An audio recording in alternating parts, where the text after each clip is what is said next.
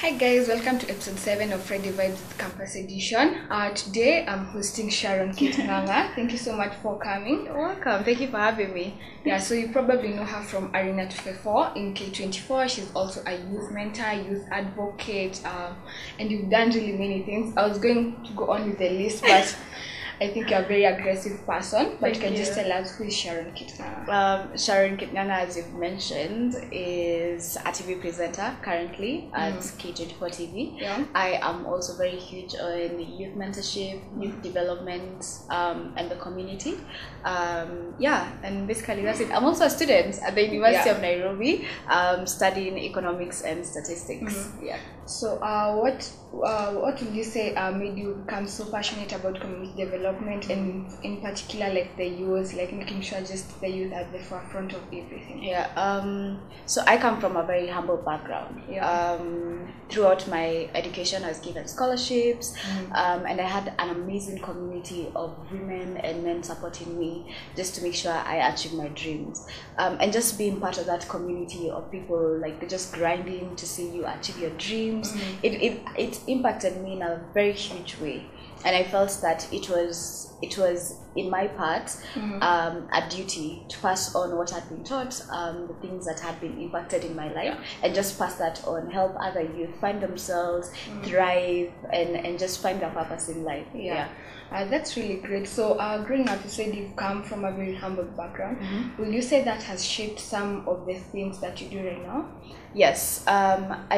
Well, there are two sides of people who grew up in humble backgrounds. There are those who feel like they'll never get out of the situation they're in, but then there's also a group of young people who, like I said, have been nurtured by amazing people, and you find ways to just get out of the norm and grow out of that and become a really amazing individual. So I feel like in my part, what I was taught by the organizations and the feminists and just my parents being very supportive with all my dreams really impacted me to open up, to be outgoing, to be ambitious.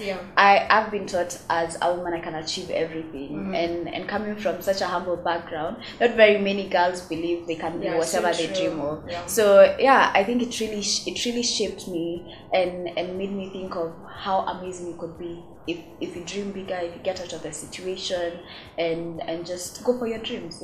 So as part of your work with young people, you've also been a Blaze mentor. How was it like being a Blaze mentor? I keep saying, every time people ask me about Blaze by Safaricom, and I was the youngest mentor at that point, it was such a surreal moment. So surreal, like being around such amazing individuals, Miss Kihoro, King Kaka, Nick Mutuma, the list could go on, Aniko Woko. Those are guys who you look at and you're like, you are doing your thing. And then comes in this little girl who's in school. I honestly didn't feel like I'd done as much as a lot of these mentors, but it pushed me. It made me want to be better. It made me want to thrive and go for my dreams. It also helped me understand what the youth in Kenya currently need, because the thing about Blaze is that they do a lot of research on young people, ask them what they want to be, what they desire from mentors, what they desire from the country. So listening to every single youth I met in the 6 counties I was able to mentor in just really opened my mindset as to how I can help my community, as to how I can help young people.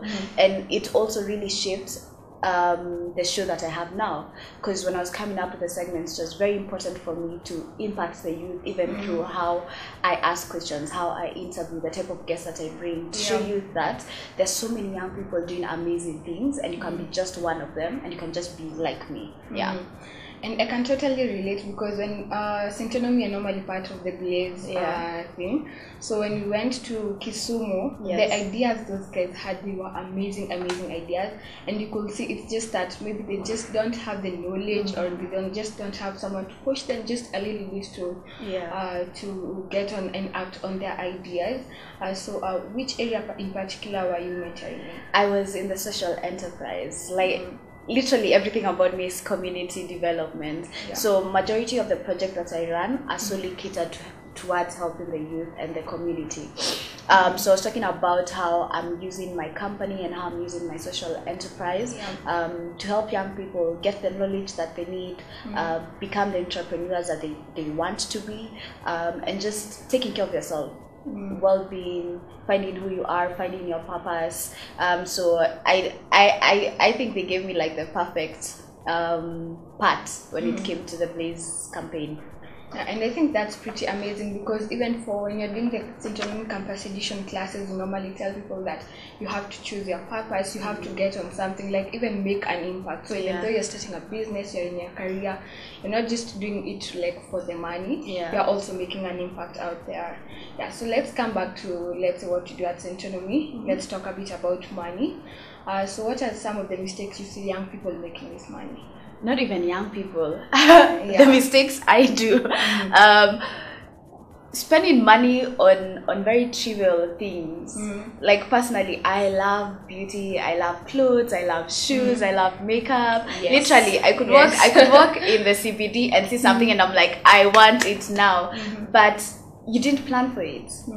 I didn't plan for this impulsive buying. So you find that yes, you have money, but the way you're using it is just I honestly, like, some of the mistakes that I do. Also, not doing research when you're getting into different organizations. Like you decide with your friends, let's start a chama, and you're putting money together, but you didn't put any purpose to where the money is going to go. Like, it's great to have money in the bank, right?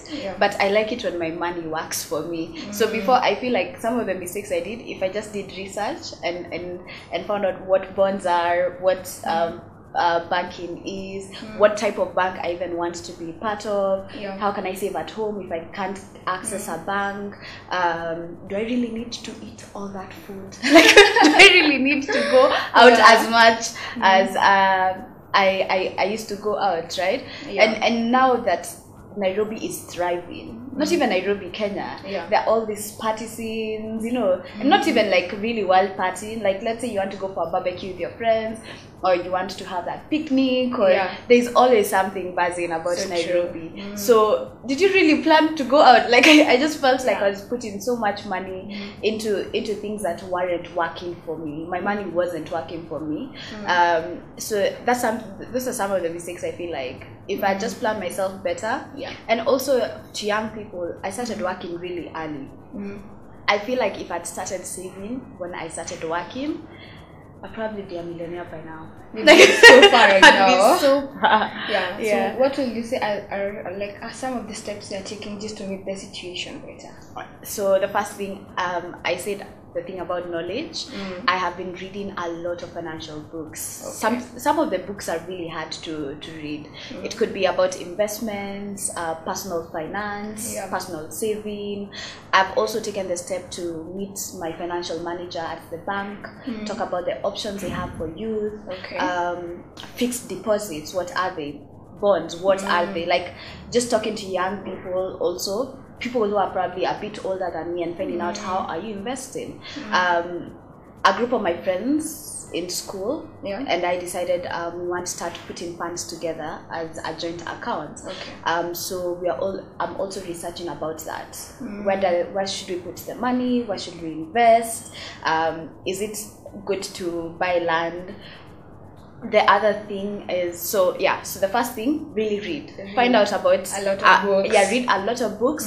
Washekendwati from Centonomy writes an amazing article on Saturday Nation, which I've been reading for the longest time. Be very precise about where your money goes. I have had to cut things I don't need, so now I make a budget. Guys, if there's anything I could emphasize on, budget your money. You need to know where the necessities are, where the needs are, where the wants are. So I'm very particular. Now I will not walk down the CBD and just pick something up. If it wasn't part of my itinerary for my budget, I'm like, no, even if I really like it, I'll make a habit of planning in my head, okay, maybe next month during this my salary, I'll take out this money and pay for this. So these are some of the steps I'm just making sure I really know. And watch news. I feel like especially young people, our parents are really insist on us watching news. You don't have to watch like all of it, but the business part I'm really interested in. I want to know what the economy is like, not just because I'm studying economics, but I want to know why has the sugar risen, why is the petrol high, why is this, how does it affect me. And for young people, I've tried to get out of the mentality that I need something to look cool. I need a car. I need to look a certain type of way. Manze, like, I feel like you could find very cheap alternatives. Like, if I feel like I can't afford a Nuba lipstick, but I can buy Signature that looks exactly like Nuba at 50 bob. So I'm always trying to find like alternatives, cheap alternatives. And I think that helps me save more, helps me be, it's a journey. It's a discipline you have to work on. It just doesn't come at the snap of your finger. But every day is a learning experience. So you mentioned like very critical things, budgeting, fixed income funds, what are bonds, and those are actually some of the things you go through the campus edition class.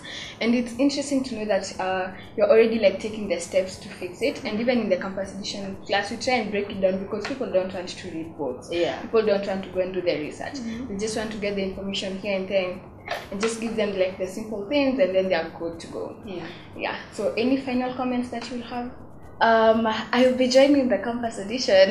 She's joining on October 13th. So October 13th, I will be part of the Centonomy campus edition class. I'm really excited. You know, it's one thing to learn on your own, but when our teacher takes the time to just take you through the steps, show you this, like I said, mentorship is the best thing that literally happened to me. So if you guys can join me and come down to the campus edition and just learn from each other. I'm always looking forward to hearing what other young people are doing, getting inspiration from other people. So I'm looking forward to meeting everyone in the class. And take care of your finances. Your 20s make or break you. So work on it now and don't wait any longer. That's really great. So she'll be joining the class. You're welcome to join the journey with her. We'll put the details about the class down below, the contacts and everything. But all in all, thank you so much for coming and being such an inspiration to young people. I know many people look up to you, and I'm sure you're going to continue doing great things. Oh, thank you. That humbles me so much. Thank you so much. Thank you.